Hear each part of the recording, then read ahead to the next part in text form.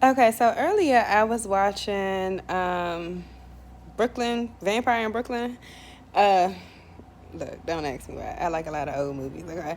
So, anyways, it's really an interesting movie, especially if you are watching it with spiritual eyes and from a spiritual perspective, because it kind of shows you how the dark side can make the light in you ugly, and it shows you how the dark does not like Christ.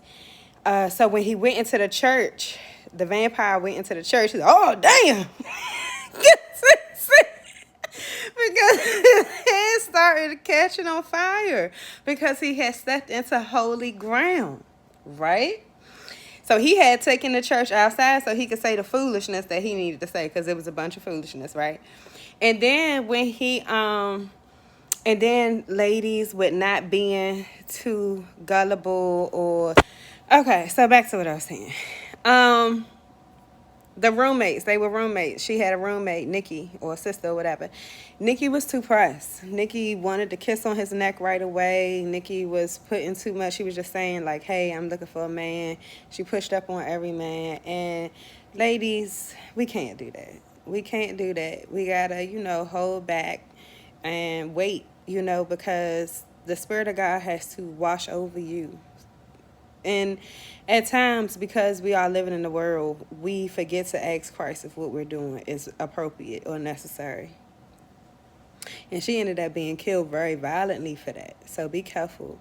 And then also with the woman that he wanted, when she went on a date with him, he took her cross off specifically because that cross was keeping him from changing her mind, was keeping her from, it was protecting her. So ladies, we are given the cross. We don't have to wear a physical cross for protection, but people, men and fellas, we are given crosses, and we are told to listen to Christ and to love Christ and to obey Christ. But too many times intimacy is one of the one places where we don't obey Christ or listen to Christ, and it can really open up a floodgate of terror in your natural life, and in just your mentality. Your heart gets rejected, your mind starts rattling and things like that. And then too, when he bit people, like the driver, the guy that was driving for him, continually got worse and worse and worse. His looks continually went down because he had agreed with the dark side. And there are times that when we are, like, I know sometimes for me, I don't care for my skin on certain days, because I don't wear makeup. But there are certain days where my skin looks really bad, and I have to ask myself, am I agreeing with the dark side?